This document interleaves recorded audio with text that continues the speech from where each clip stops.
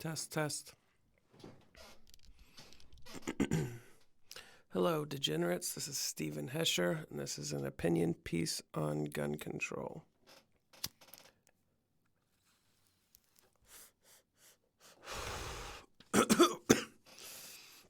So, I have a lot of points to make about gun control.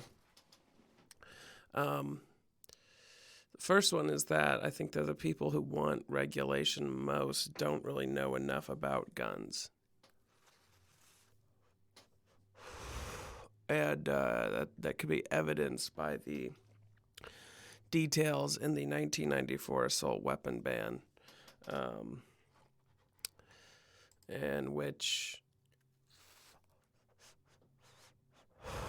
assault weapons were really mystified. Assault weapons were given these really cosmetic features in this assault weapons ban, and it seems like the people who were writing that legislation really didn't know enough about guns to me, and I think that in the future, if you're going to have people writing gun legislation, they should really know what they're talking about. So my next point is that I think in America, the legal system really does not have the correct definition of what a firearm is. What do I mean by that? In the United States, the piece of a firearm that is considered the thing that has a serial number on it, the thing that you're going to need a background check to purchase, that component, the component that typically takes the bullets in through it in some part and holds the whole of the weapon together. On some weapons, it's like on an AR-15, it's the low receiver. On I think on the FNFAL, it's the upper receiver. So it kind of varies which part it is per gun, on which model of gun you're looking at. But in general, the receiver doesn't really have a lot of components on it that require a lot of heavy machining. Sorry. Smoking a lot of weed here.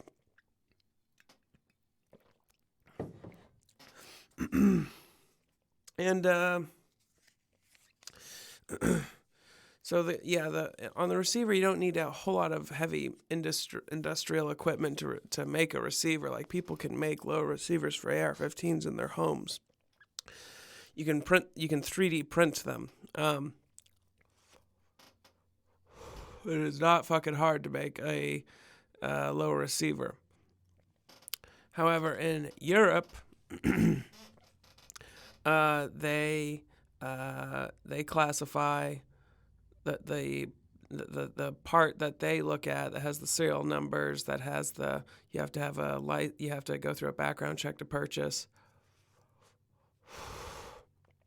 That part in Europe is the pressure-bearing components, the bolt and the barrel.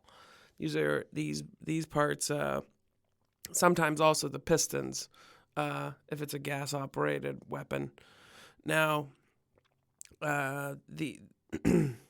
sorry, let me marshal my thoughts. These components are harder to manufacture than a lower receiver is. So it would behoove, if the idea is to cut down on crime and let the state have a better handle on just how many guns are out there, and if we're trying to, I don't know, I guess as someone who has interacted with online gun purchases, there's websites that are kind of like the Craigslist, but for firearms, that allow you to find someone who you can buy from, and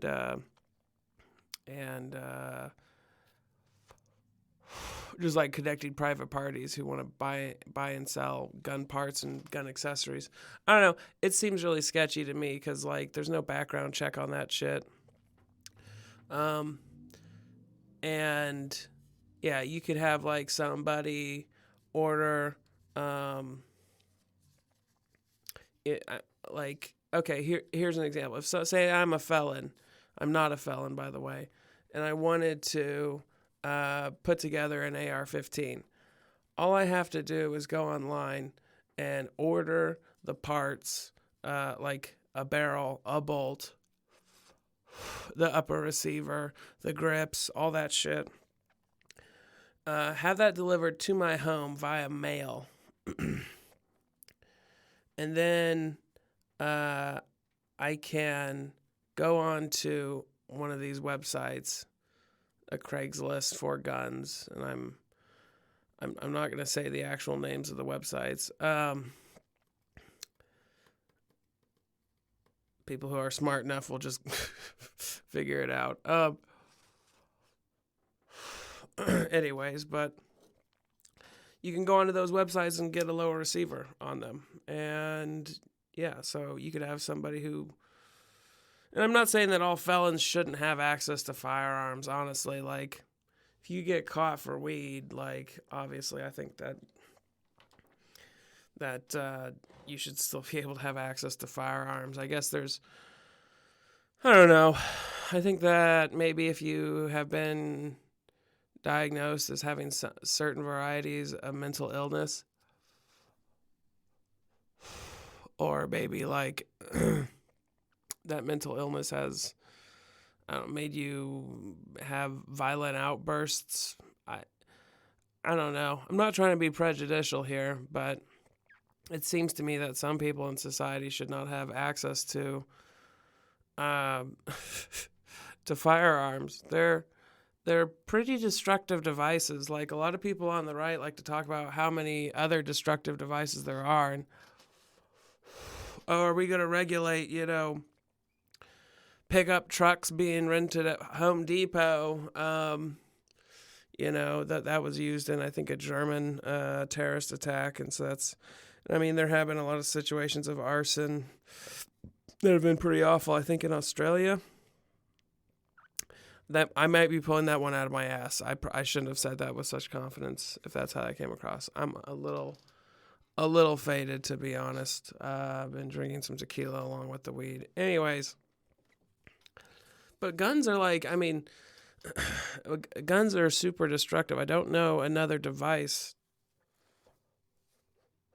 that is like so proficient at killing something at a distance. Some people would say, oh, well, you can get like a shit ton of tannerite together, an improvised explosive or a car bomb like Timothy McVeigh. But even that, like, I think the father of all bombs has like the mother of all bombs has a blast radius of like 300 meters, which is, how many feet is that? I think that's, I can't do the math. Anyway, so 300 meters is pushing it with a gun, but that's like the biggest of explosives has that range. Like, you can pick someone off, I think, especially with like the new cartridges that are becoming more popular, 338 Lapua Magnum, 338 Norma Magnum. I might have misquoted that second one. Anyways, maybe I did misquote it. There's a more beefy version of the 338 Lapua out there. It's got more case behind it, if you know what I'm saying. Anyway, yeah. So that was a long tangent. Circling on back, the American legal excuse me. The American legal system really needs to update what it considers to be a firearm so that it can get a better chokehold on just who has guns and who does not. And it should probably look into closing up that whole private seller to private seller business. Some people might know that as like the gun show loophole. And I think that's what it's more popularly known as, but you might not understand like that's how that law is really stretched, is through these online sites that allow sellers and buyers of firearm parts and whole guns to just meet up and do an anonymous swap for cash. It's kind of weird. It's kind of weird. Like, you make your own bills of sale. It's kind of strange. So another question that I had was, I didn't have an agenda on this question. I was genuinely curious. Does full auto make guns more lethal? I wonder about this because there's a lot of controversy. I used to be much more conservative, so I was much more in the gun community, and or the gun culture community, and a big question, like, there's a lot of controversy in that community over the 1986 law that banned fully automatic weaponry in the United States. And I think it was a rider. The part of the law that banned it was like a rider on a bigger law that was labeled like the Gun Rights Affirmation Act or something. I don't. That's not actually the name of it. I'm making that shit up. I think it was put forward by Ronald Reagan though, or it was signed by Reagan. Anyway.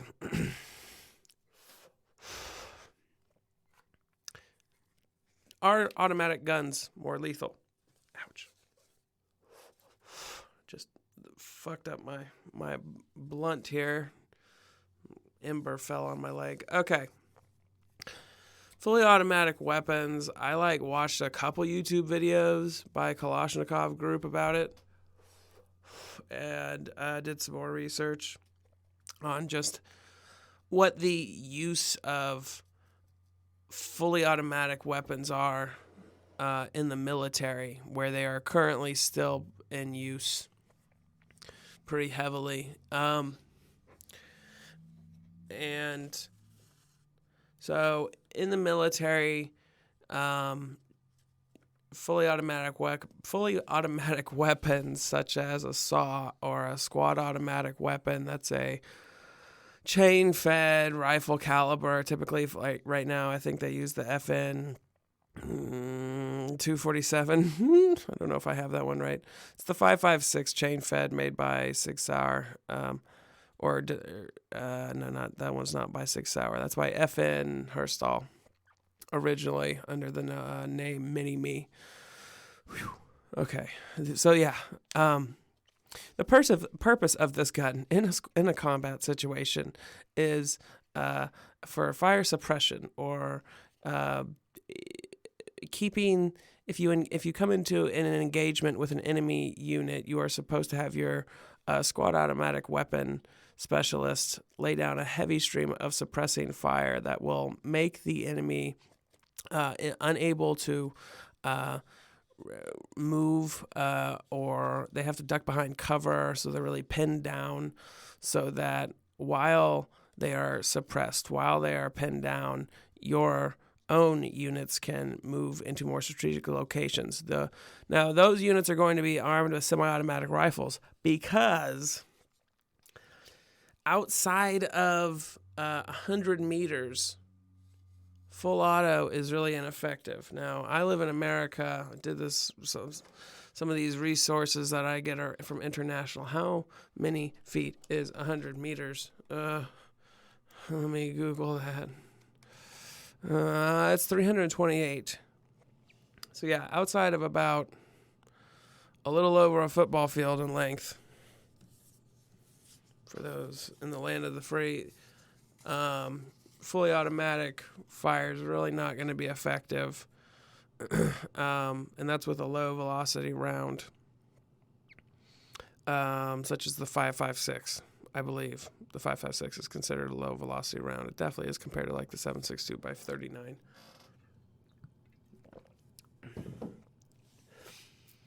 So yeah, like, I guess, I don't know. Does that answer the question? Is full auto more lethal? I suppose here's the thing: if you don't control your firing when you're doing full automatic, and by that I mean like if you just hold down on the trigger, by the fifth round you're going to be way off target. I think that in even suppression rolls, the rule is that you say as you hold down the trigger, "Die, motherfucker, die," and you're not supposed to be, in suppression. You're not needing to be extremely precise. But like, if you're trying to be more precise, like one of the riflemen in the combat situation, you're going to want a semi-automatic rifle. I just don't see I don't know. Maybe I don't feel confident in my own opinions right now to make a determination one way or the other if that makes them more lethal or not. In certain situations, it probably does. They're banned now. Some people would like them to be made legal again. I don't know. I think that a lot of people don't understand how terrifying fully automatic rifle fire is, or just how. I mean, I've fired a fully automatic weapon one time. It was a FN Scar and 5.56, and it was tuned down to like 100 to 100 rounds per minute, so it was pretty easy to handle. And the experience, it was so much fun. But like, you start looking into like what the ballistic capabilities of 5.56 is, and it's kind of terrifying to think about just a device spraying projectiles that have that kind of wicked capability around being, commonplace in a gun economy, if you will, that is so so underregulated as the one in America is. Because the gun, would you call it the gun economy? I guess I don't know what you call it. The gun. It's not. Maybe it is a black market, since technically the government doesn't really know what the interaction. The government has no way of interacting with those interactions. They don't have any record of those interactions, I guess. So yeah, what was the point that I brought this up? Oof. Oh yeah, in a system that is as unregulated as the American one, as the gun industry is, I would definitely agree with the fact that we probably shouldn't have automatic weapons being super available to the common people. If we came up with some sort of like a tier system, that might be useful. I think Russia has a tier system that maybe lets you have access to an automatic weapon. That might be a rumor. I don't know. I don't want to. That might just might be me pulling something out of my ass. Okay. Let's see here. I have cards, if you can't hear them rustling around in the background. Oh yeah. What is with all the vitriol towards smart gun developers? I mean, I guess if I'm trying to think with my right-wing brain, the brainwashed version of me, as I've sometimes think of myself when I was more under my parents' control while being raised. That makes it sound really bad. It was a very happy childhood. Don't get me wrong. Just like they gave me a lot of false notions of what the world was like. If I'm trying to think from that perspective, I would suspect that the people on the right who don't like smart guns don't want an advancement in the safety of the industry that might become mandatory. Like, they really don't like any sort of um, any sort of regulation at all on what they can have or what they can, um, what they can own, what they can buy. It's kind of interesting. I think I've heard some like Kraut here on YouTube talk about how gun culture is tied uh, to property rights in America, and that kind of makes sense to me in the more rural parts of America, but I mean, in the more urban, I mean, I can understand why you would want them. Yeah, because like police aren't as readily available. Although, well, I don't know. I don't have really fond opinions of the police. I'm also super stoned. I probably shouldn't be editorializing this just far off the cards. Anyway, I guess like you have to allow your industry to be open to innovation, and it really pisses me off as someone who has an appreciation for the engineering that goes into firearms. I really do. Like, I used to own an AR-15, several 9mm pistols, a really sick ass 1911. Had an extended clip and everything.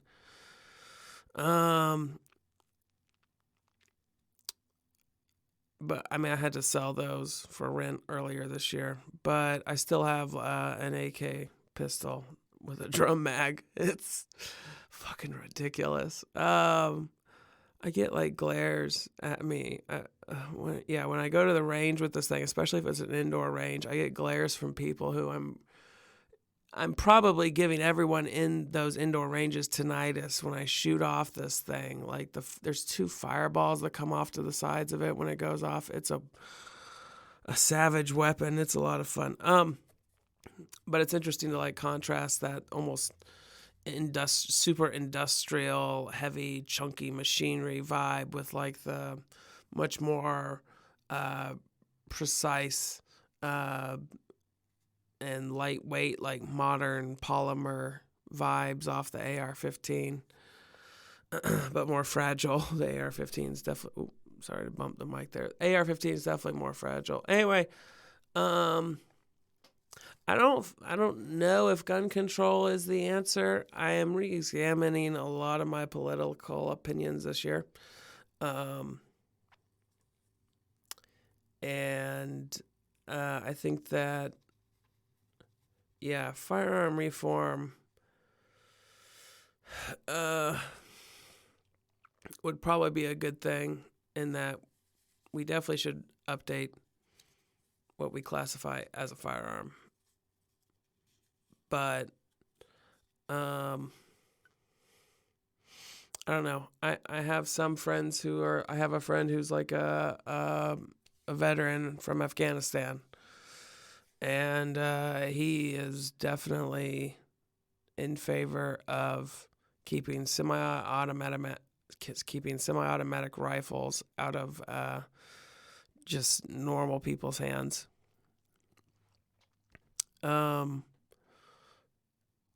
Which I think he just wants them to be available to like cops. And yeah.